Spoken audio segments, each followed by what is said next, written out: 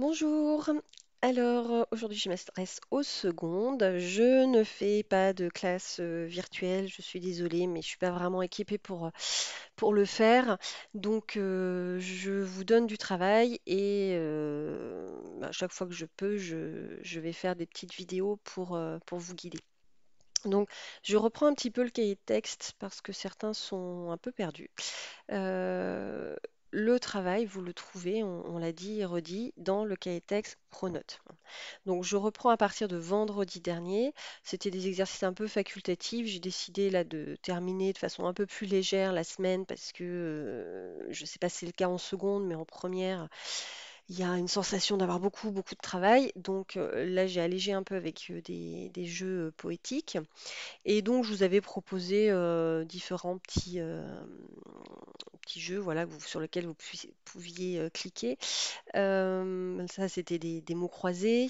Et ça, c'était plutôt des petits travaux, notamment des anagrammes.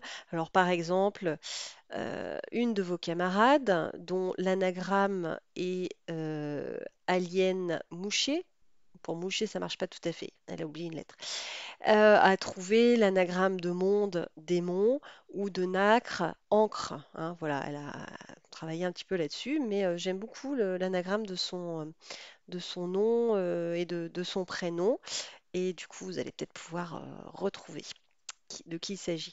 Là, c'était une petite vidéo sur une personne qui a fait un travail sur la situation actuelle et un hommage rendu aux soignants, aux soigneurs, avec un refrain qui revient à chaque fois, ils soignent, et il y a beaucoup d'allitération en S, et je trouvais que c'était assez bien fait, donc j'espère que vous êtes allés le voir. Je ne peux pas le faire en capture d'écran parce que ça ne prendra pas le son, donc allez le voir si vous n'y êtes pas allé encore.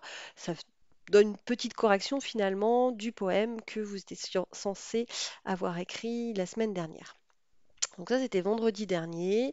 J'avais pas demandé de rendu particulier. Vous voyez, il n'y a pas de travail à faire. Lundi, c'était le tautogramme.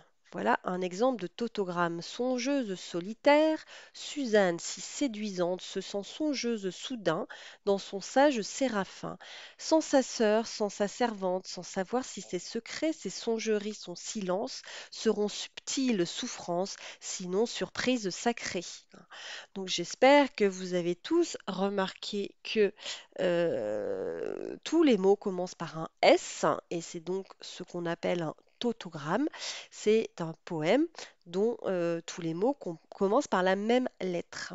Donc on vous dit que ça n'est pas très facile en français, notamment parce que ben, les articles, alors à moins de faire en L par exemple, c'est un peu plus simple, ou certaines prépositions, enfin il y en a très peu finalement qui commencent par la lettre voulue. Donc, il faut trouver un truc. Vous voyez ici qu'elle a trouvé les possessifs, hein, enfin il, c'est Noël Prévost, pour pouvoir mettre des articles qui commencent par le son S, hein. Son, ça, la préposition sans, encore les possessifs c'est, son, etc. Voilà.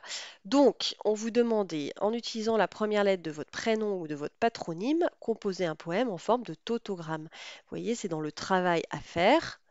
Je vois que j'ai 6 copies rendues. J'en ai eu au moins deux autres ou deux ou trois autres sur soit Discord, soit sur Pronote. S'il vous plaît, pas sur les ENT, je n'y vais que très peu. Bon, j'y vais quand même de temps en temps, je revérifie. Mais on a dit que le moyen privilégié, c'était Pronote. Et je vais vous montrer deux exemples de tautogrammes faits par vos camarades que j'ai bien aimé. Alors, Tristan, très triste, travaille toujours très tôt, termine toujours très tard. Travailleur très tatillon, tu t'adaptes toujours. Vous voyez que lui, il a trouvé quoi comme petite subtilité? Le pronom tu. Tu te tortures trop, trop tourmenté, trop tendu, tu t'inquiètes tellement, tu t'oublies, Tristan. J'ai trouvé vraiment, c'est bien, il y a, la syntaxe est correcte, il n'y a pas de faute, c'est bien un tautogramme, il y a bien un thème euh, qui est, voilà, qui est le trop travaillé, la tristesse. Et franchement, c'est un très bon travail de Gilani. Et puis un travail d'Adèle. Alors, j'ai pas tout lu, hein, il y en a peut-être d'autres qui sont très bien, mais voilà, j'ai lu ces deux-là et ils m'ont beaucoup plu.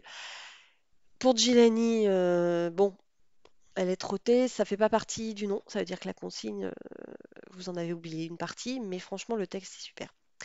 Radieuse, rayonnante, Rosie revit, résonnant rapidement, reconstruit. Rare repos, rassemblant rêve, réalité, réconforté, rafistolé, rassuré, ravalant rage, rancune, rébellion, ramassant remords, regrets, réaction, recréant, rattrapant, redémarrant, réclamant réponse, Rosie réapprend.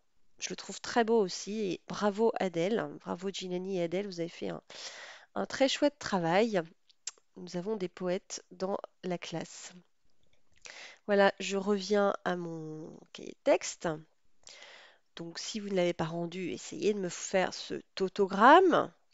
Des petits travaux d'écriture, hein, juste pour vous entraîner à écrire de façon un petit peu ludique. Pour aujourd'hui, jeudi, je tourne jeudi. Le thème, c'était les associations d'idées. On vous dit parfois un mot nous en suggère un autre qui lui est lié par le sens, les sonorités, le souvenir personnel. C'est ce qu'on appelle la pensée associative. Et c'est un mode de réflexion très utile pour chercher des idées. Quand on fait un brainstorming, on fait justement de la recherche d'idées. Brainstorming, ça veut dire orage dans la tête, ça veut dire qu'on laisse arriver toutes les idées qu'on a sur un thème, euh, juste par association d'idées. Euh, c'est aussi quelque chose qu'on retrouve en poésie. La poésie, certains m'avaient demandé c'est quoi le surréalisme? Eh bien, justement, le surréalisme essaie d'explorer l'inconscient et donc d'utiliser un langage qui n'est pas forcément logique, rationnel, mais qui va beaucoup procéder justement par association d'idées. On associe des mots entre eux sans qu'il y ait forcément un rapport très lié, très proche, ou que peut être un rapport très personnel d'un mot qui nous fait penser à cela parce que ça évoque telle ou telle situation. Donc par exemple, on vous donne un exemple, le mot aube, le petit matin, fête, peut-être parce qu'on fait la fête jusqu'à l'aube, la rosée, ça c'est peut-être plus, comment dire, compréhensible, soleil, matin, pêche, les pêcheurs qui vont pêcher à l'aube, gibier, chasseurs, fraîcheur, point du jour, matinale, aurore, aubépine, chant du coq. Donc il y a des choses qui seront peut-être propres à tout le monde. Je pense que le matin, le soleil, ok, le point du jour. Mais l'aubépine, je ne pense pas que vous pensez forcément à aubépine d'emblée. Pourquoi a-t-on mis aubépine? Peut-être à cause cette fois de la sonorité aube et aubépine. Peut-être. Voilà. Le chant du coq va peut-être plus parler à des gens qui vivent à la campagne. La fête, plutôt à des gens qui ont l'habitude de faire la fête et de sortir de boîte, je ne sais pas, à l'aurore, pardon, à l'aube. Aurore qui aurait pu être un mot aussi de cette association d'idées. Voilà, donc vous avez des mots qui vous ont été donnés. On vous demande d'en choisir trois, ceux qui vous inspirent le plus, et de noter ceux qu'ils évoquent en faisant le même schéma, hein. Donc, vous prenez liberté et vous faites un schéma avec peut-être le même nombre de flèches hein, pour trouver les mots. Et ensuite, c'est un travail un petit peu plus long parce que normalement on est censé se voir 2 heures le jeudi. Vous rédigez un texte où vous expliquerez pourquoi un mot vous fait songer aux autres mots que vous lui associez. Donc ça veut dire qu'il va falloir expliquer le petit travail d'explication que je vous ai fait tout à l'heure sur le mot aube. Vous le faites pour les schémas que vous avez fait. Faites-le pour au moins un texte. Je vous montre après un poème de Rimbaud, Voyelle, qui est justement construit sur des associations et sur des associations qui sont un petit peu bizarres pour nous, ou peut-être pas pour tout le monde. Il y a peut-être des gens qui associent des couleurs à des mots ou à des lettres, à des voyelles, comme Rimbaud. C'est ce qu'on appelle les synesthésies, le fait d'associer plusieurs sens entre eux. Je sais que moi, il y a un de mes fils qui, petit, me disait que oui, effectivement, il associait des couleurs à des sons ou à des lettres. A noir, E blanc, I rouge, U vert, O bleu, voyelle. Donc déjà, il voit des couleurs associées aux voyelles. Est-ce que c'est votre cas à vous? Je ne sais pas. Je dirai quelques jours vos naissances latentes. A, noir corsé, velu, des mouches éclatantes, qui bombinent autour des puanteurs cruels. Donc le A est associé au noir, aux mouches qui font du bruit autour. Bombine est un néologisme, c'est-à-dire que c'est pas un mot qui existe. Autour d'excréments, hein, les puanteurs cruels. Vous voyez, quand vous avez une périphrase un peu sophistiquée, un peu soutenue pour désigner quelque chose qui pue, hein, voilà. Golfe d'ombre, candeur des vapeurs et des tentes, lance des glaciers fiers, roi blanc, frisson d'ombelle, pourpre sans cracher. Vous les entendez là, les allitérations en R, frisson, roi blanc, pourpre sans cracher, rire des lèvres belles, dans la colère ou les ivresses pénitentes. On a des allitérations en R et en L qui sont ce qu'on appelle des liquides. Voilà. Donc qui peuvent être utilisés notamment pour évoquer l'eau par exemple. Le E qui est associé donc au blanc à la blancheur, donc au froid, au glacier, etc. Le I au rouge, donc au rire, au sang, aux lèvres, à la colère. Bon, voilà, on est bien dans les associations d'idées. U, cycle, vibrement divin des mers virides, P, des pâtis semés d'animaux, P, des rides que l'alchimie imprime au grand front studieux. Le U est associé au vert, viride, les mers virides. Donc une mer de couleur verte, les pâturages, les pâtis. Le vert est associé à une forme de sérénité, la paix, etc. Donc vous voyez, on a des associations d'idées qui ne sont pas forcément des associations assez habituelles, hein. Et c'est ce qui fait justement qu'on a un poète, parce qu'il va voir les choses différemment. La poésie, c'est ça aussi, c'est donner une vision différente du monde, une perception différente du monde. Ô suprême clairon, plein des strideurs étranges, silence traversé des mondes et des anges, ô l'oméga, rayon violet de ses yeux. Donc il y a encore des allitérations en R, et puis les rimes, enfin et les sons en nasal, ce qu'on appelle les nasales, le on, le en, clairon, étrange, silence, monde, ange, qui généralement sont associés à plus de douceur, hein. Quand on étudie les assonances, là pour le coup c'est des assonances, le on, le en, euh, ça peut justement ces nasales être associés à plus de douceur.